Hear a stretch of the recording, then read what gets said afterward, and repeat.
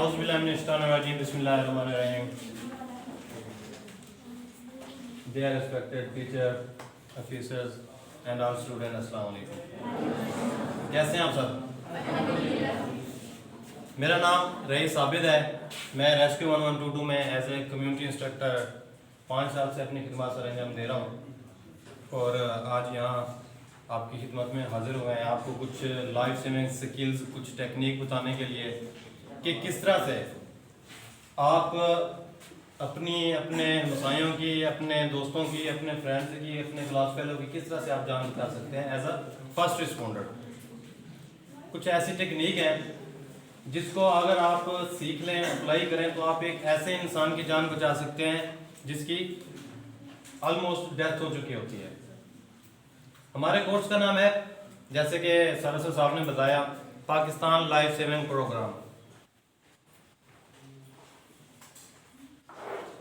PLSP, Pakistan life saving programme.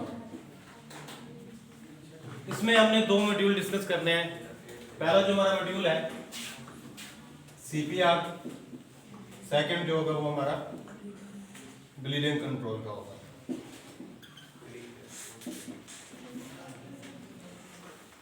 जो आपने app install किया उसमें प्री टेस्ट था, प्री टेस्ट आपने किया, वही क्वेश्चन पोस्ट टेस्ट में आएंगे जो आपने यहाँ पे सीखना है। जो क्वेश्चन आपने अभी किया ना वही हम यहाँ पे डिस्कस करेंगे और उन्हीं को अगर आपने फिर से एक्यूरेट कर लिया तो आपका 100% पेपर भी हो जाएगा और कुछ स्किल भी आप सीख लेंगे। सबसे पहले हम CPR को डिस्कस करते हैं।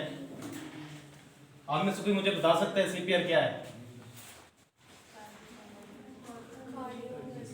Cardiopulmonary resuscitation. क्या मतलब बनता है इसका?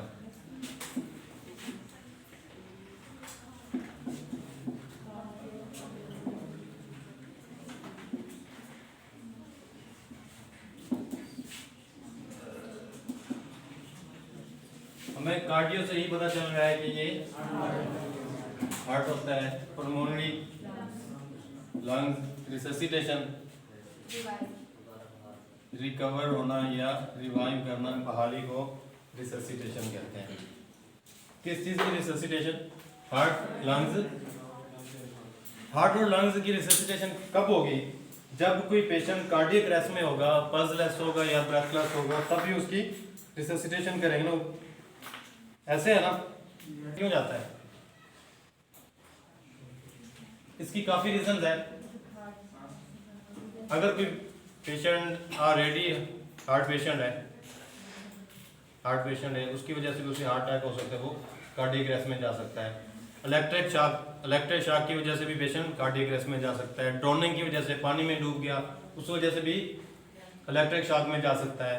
और कोई डिजीज है, क्रोनिक डिजीज है, उसकी वजह से भी पेशेंट कार्डियक अरेस्ट में जा सकता है।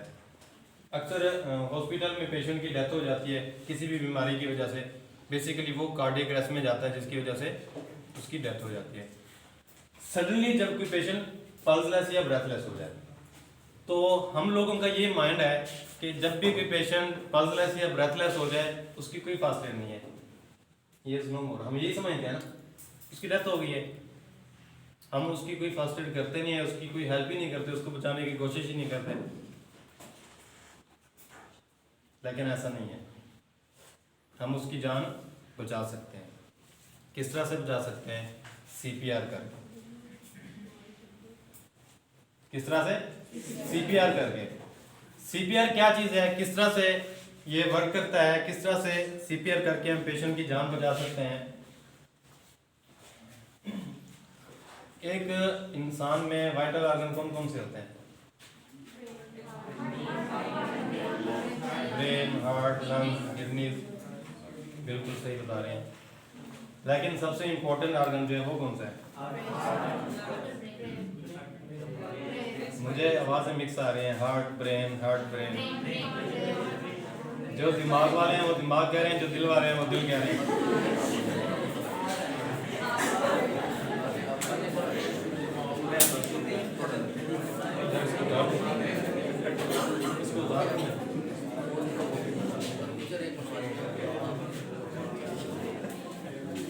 जी इम्पोर्टेंट जो है सबसे वो ब्रेन ही है। क्या है? ब्रेन ही है। हार्ट का क्या काम है? ब्लड पंप करता है, हमारी पूरी बॉडी में ब्लड सर्कुलेट करता है हार्ट जब उसे पंप करता है।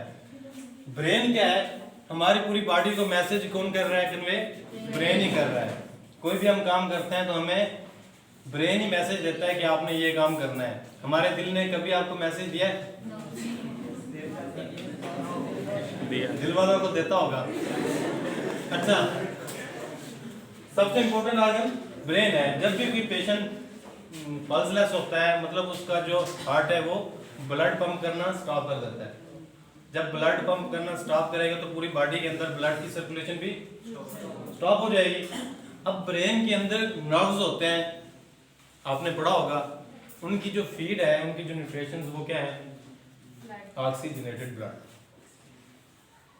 जब हार्ट ब्लड पंप करना स्टॉप कर देगा, ब्रेन तक ऑक्सीजनेटेड ब्लड भी नहीं पहुंचेगा और वो जो ब्रेन नर्व्स हैं वो डिस्ट्रॉय होना स्टार्ट हो जाते हैं। तकरीबन 7 ट्रिलियन के करीब ब्रेन के अंदर नर्व्स होते हैं, वो विद इन सेकेंड डिस्ट्रॉय होना स्टार्ट हो जाते हैं। और जब ये कंप्लीटली डिस्ट्रॉय हो जाते हैं तो पेशेंट की, आपने ये पढ़ा है डेथ 2 किस्म की होती हैं, कौन कौन सी? क्लिनिकल डेथ, दूसरी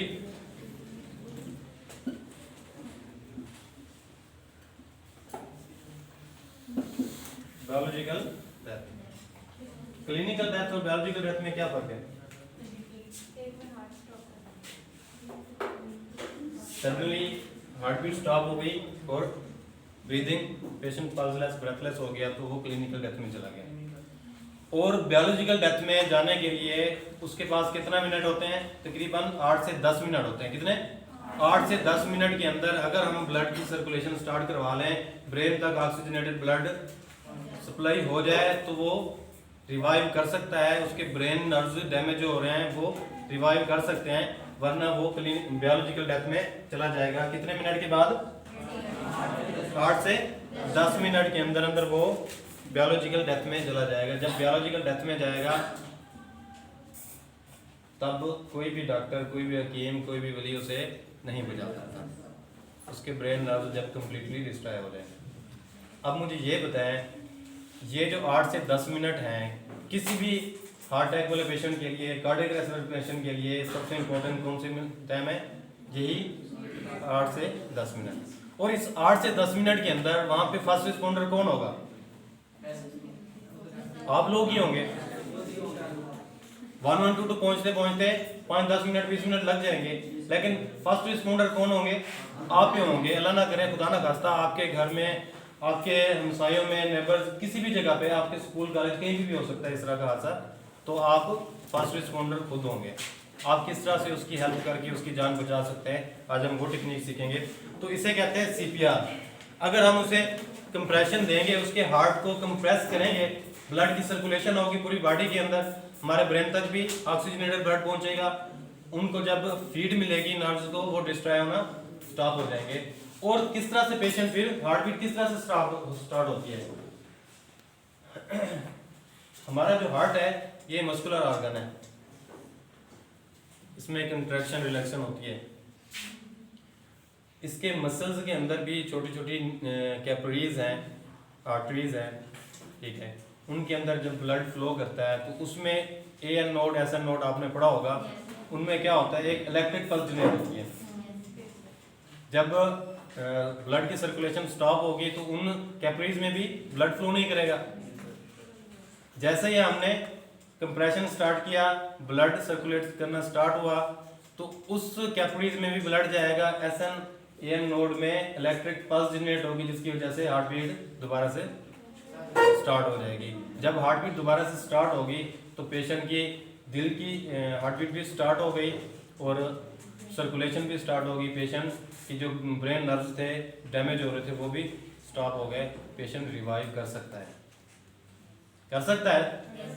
इस तरह करने से आप एक ऐसे इंसान की जान बचा सकते हैं। और किसी की जान जाए तो वो हम लोग नहीं अंदाज़ा लगा सकते वो कितनी कीमती जानते हैं।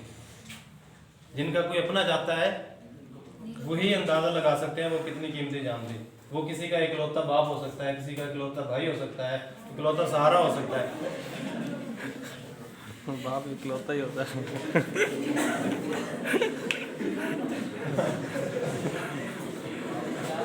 तो अच्छा, इकलौते बेटे का बाप तो हो सकता है। तो आज हम सीखते हैं सीपीआर किस तरह से देते हैं। इसकी जो गाइडलाइन है, पहले गाइडलाइन इसकी ये थी कि फार्मूला था DRCAB का। DRCAB, D से डेंजर, R से रिस्पॉन्स, C से कंप्रेशन, A से एयरवे, B से breathing. Danger, response, check response, compression, airway, breathing. अब जो हमारी गाइडलाइन है वो थोड़ी सी डिफरेंट है। उसमें ये है कि आपने डेंजर चेक करना है, रिस्पॉन्स चेक करना है, फिर कंप्रेशन देना स्टार्ट कर देना है। एयरवे और ब्रीदिंग ये स्किप कर दिया गया। इसकी वजह क्या है? यही वजह है कि हम एयरवे और ब्रीदिंग में हमारा टाइम क्या होता है, कंज्यूम होता है, जिसकी वजह से ब्लड की सर्कुलेशन अगर स्टॉप हो जाए तो ब्रेन नर्व डैमेज होना स्टार्ट हो जाते हैं। तो सिर्फ कंप्रेशन ही आपने देना है। सबसे पहले डी को आपने देखना है। जब भी किसी भी जगह पे कोई पेशेंट हो या कोई इस तरह का इंसिडेंट हो, आपने वहां पहुंचने से पहले क्या करना है? डेंजर चेक करना है। वहां पे कौन कौन से हैजर्ड हो सकते हैं, वहां पे कोई इलेक्ट्रिक वायर हो सकती है, कोई केमिकल हो सकते हैं, ठीक है, या कोई रोड के बिल्कुल दरमियान में पेशेंट है, आप गए उसको आपने अप्रोच किया, पीछे से कोई ट्रैफिक आ रही है, बस ट्रक कोई भी इस तरह का आ रहा है, तो उस वो आपको भी हिट कर सकता है, आप भी उस हादसे का शिकार हो सकते हैं। इसलिए सबसे पहले आपने क्या करना है? अपनी सेफ्टी को इंश्योर करना है, डेंजर चेक करना है। डेंजर किस तरह से चेक करना है? आपने अपने सामने देखना है, अपने राइट देखना है, लेफ्ट देखना है, ऊपर देखना है। ऊपर से फॉर एग्जांपल कोई छत है, छत गिर सकती है, कोई बिल्डिंग कोलैप्स हो सकती है, ठीक है, कुछ भी हो सकता है। आपने अपने चारों साइडों पे देखना है। देखने के बाद फिर क्या करना है? आपने पेशेंट के पास पहुंचना है। सबसे पहले अपनी सेफ्टी डेंजर चेक किया, उसके बाद पेशेंट के पास रिस्पॉन्स करना है। रिस्पॉन्स किस तरह से करना है? सबसे पहले तो आप वर्बली बात करेंगे, शाउट करेंगे, जी भाई आपको क्या हुआ, मैं आपकी हेल्प के लिए आया, मुझे सुन रहे हैं। अगर वो रिस्पॉन्स देता है तो पेशेंट कॉन्शियस है। अगर वो रिस्पॉन्स नहीं देता, पेशेंट अनकॉन्शियस। वो अनकॉन्शियस भी हो सकता है, वो नींद में भी हो सकता है, वो बात नहीं भी सुन सकता, बहरा भी हो सकता है, नहीं बात सुन सकता, नींद में है। तो फिर क्या करेंगे? हम उसे थोड़ा सा शेक करेंगे, शोल्डर को शेक करेंगे। अगर वो फिर भी नहीं रिस्पॉन्स दे रहा तो फिर हम क्या करेंगे? उसे थोड़ा सा सिक्यूज भी करेंगे, उसे थोड़ा सा पेन देंगे, दबाएंगे। जिस तरह से कोई बंदा नींद में होता है, हम उसको इस तरह से उठाते हैं, उसको आपने क्या करना है? थोड़ा सा पेन देना है, ईयर लूप पे किसी भी जगह पे उसको पेन देंगे ताकि वो रिस्पॉन्स करे। अगर वो फिर भी रिस्पॉन्स नहीं कर रहा, मीन पेशेंट अनकॉन्शियस है। जैसे आपको लगा कि पेशेंट अनकॉन्शियस है, आपने फौरन से ही हेल्प के लिए शॉट करना है, भाई कोई मेरी हेल्प के लिए आ जाए, और 112 को कॉल करना है। या आपके पास कोई भी मतलब क्राउड नहीं है तो आप क्या करेंगे? अपना मोबाइल निकालेंगे और खुद से ही 1122 को कॉल कर देंगे। क्यों? आप कब तक उसकी हेल्प कर सकते हैं? उसको एडवांस केयर की जरूरत तो पड़ेगी, 5 मिनट 10 मिनट, उसके बाद तो आपको जरूरत पड़ेगी। अगर 5 मिनट के बाद आपने कॉल की तो फिर तो 10 मिनट और लग जाएंगे सर्विस पहुंचते पहुंचते। आपने पहले से ही कॉल कर लेनी है कि पेशेंट अनकॉन्शियस है, आपने फौरन से कॉल कर लेनी है। कॉल करने के बाद फिर क्या करना है? आपने कंप्रेशन स्टार्ट कर देने हैं। डी हो गया, आर हो गया, अब सी कंप्रेशन। कंप्रेशन किस तरह से देते हैं? सबसे पहले तो आपने क्या करना है? यहां से एक लाइन लगानी है। ये देखें, ये हमारी स्टर्नम है ना, ये स्टर्नम लाइन, स्टर्नम से एक आपने ऐसे स्ट्रेट लाइन लगानी है। दूसरा, ये निप्पल से निप्पल मिला देना है, दूसरी लाइन यहां से। जहां पे ये दोनों लाइनें आपस में इंटरसेक्ट हो रही हैं, वहां पे अपने हाथ की ये वाली हील रखनी है, मिड ऑफ द चेस्ट। कहां पे? चेस्ट के मिड में, वहां पे क्रॉस बन रहा है, उस क्रॉस के ऊपर आपने क्या करना है? अपने हाथ की ये वाली हील रखनी है। दूसरा, आपका जो डोमिनेंट पावर हेड है वो आपने ऊपर रखना है और ऐसे फिंगर को ऐसे इंटरलेस कर लेना है, ऐसे बनाए आप सब ऐसे पोजीशन में।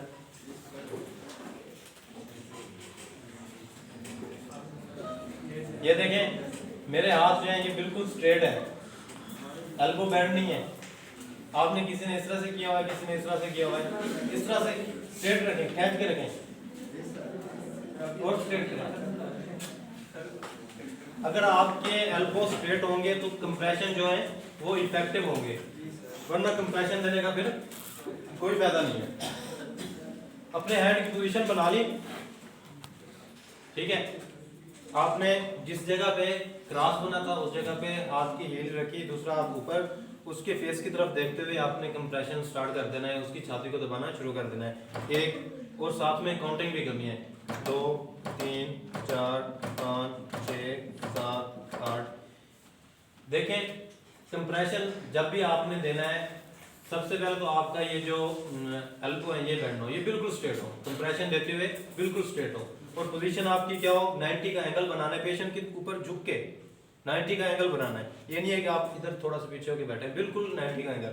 उसके फेस की तरफ देखते हुए आपने उसकी छाती को दबाना स्टार्ट करना है। जब कंप्रेशन आप स्टार्ट करेंगे उसमें दो चीज़ों का आपने ख्याल रखना है। एक तो आपकी जो कंप्रेशन की स्पीड है वो कितनी होनी चाहिए, जो आप दबा रहे हैं उसकी स्पीड कितनी होनी चाहिए, 1 मिनट में 100 से 120 बार। अगर 120 बार हम 1 मिनट में देते हैं, 1 मिनट में कितने सेकंड होते हैं, 60। तो अगर 120 बार दे, 1 सेकंड में कितने कंप्रेशन होंगे, 2 कंप्रेशन। 1 सेकंड में 2 कंप्रेशन आपके हों, ये आपकी स्पीड होनी चाहिए। और इसकी डेप्थ कितनी होनी चाहिए कि उसकी जो चेस्ट है वो कितनी नीचे जाए,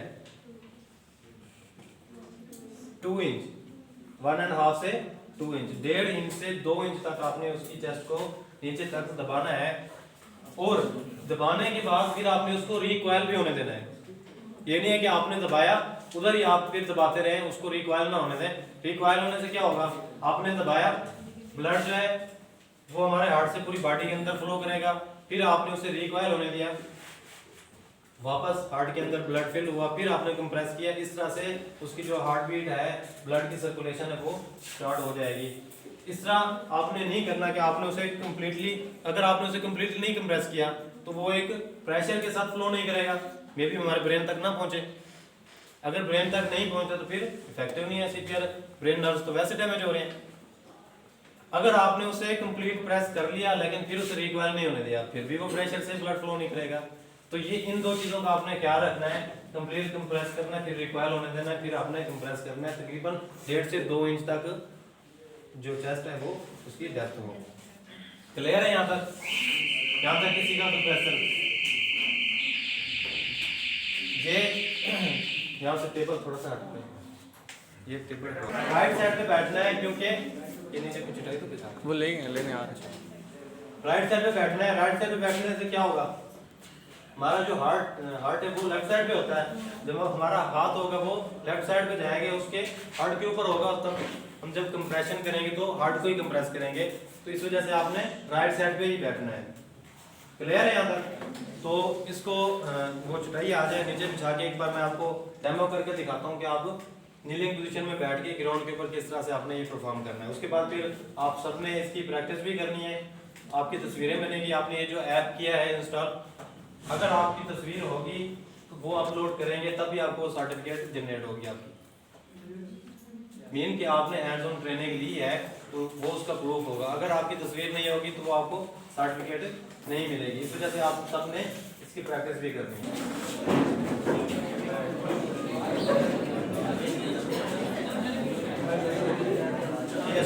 क्या हुआ सर आपको? मैं आपके हेल्प के लिए आपने सुन रहे हैं, क्या हुआ सर आपको? पेशेंट हमें तो भाई मेरी हेल्प के लिए आने और मानो तो कॉल करते हैं।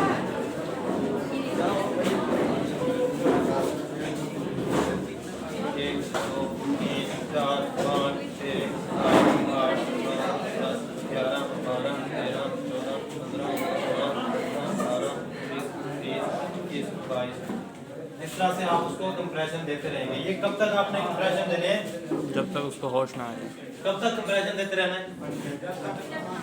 जब तक पेशेंट रिवाइव ना हो जाए, पेशेंट बहाल ना हो जाए, या फिर आप फुली एग्जॉस्ट ना हो जाए, आप फुल थक ना जाए, या फिर कोई एडवांस टीम ना वहाँ पर पहुँच जाए, तब तक आप उसको कंप्रेशन देते रहेंगे। चाहे 5 मिनट लग जाए, 10 मिनट लग जाए, आपने उसको कंप्रेशन देते रहना है। जब पेशेंट रिवाइव हो जाए, उसने एक बहुत लंबा सा एक सांस लेना है, उसके बाद आपने कंप्रेशन छोड़ देना है। कभी भी जिंदा बंदे के ऊपर आपने कंप्रेशन नहीं करना, ठीक है? चले आप में से आ जाए इसकी प्रैक्टिस के लिए, आ जाए बच्चे, आ जाए। क्या हुआ है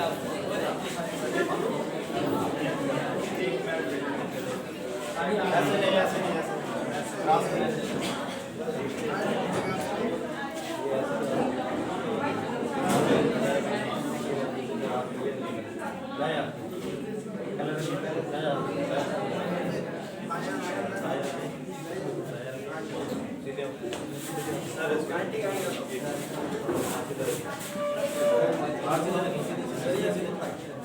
सीधे आप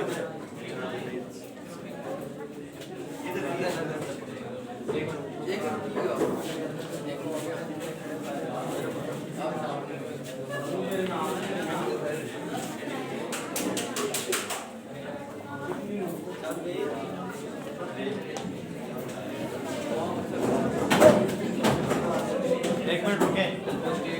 आपने तो टेंडर ही चेक नहीं किया, पेशेंट रोड पे पड़ा था, गाड़ी ने आउटलेट कर दिया, आप तो मरीज बन गए। अपनी सेफ्टी सबसे पहले, अपनी सेफ्टी सबसे पहले जी, ठीक है?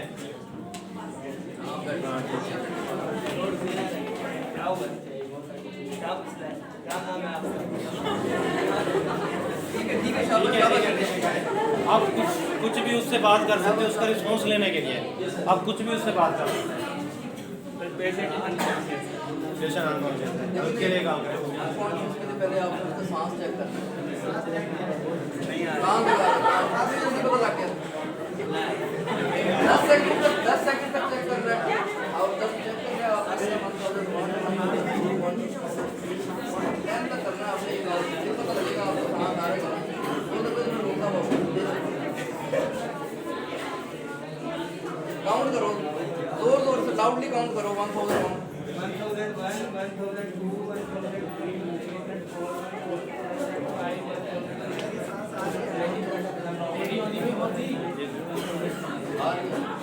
नहीं आ रही पेशेंट।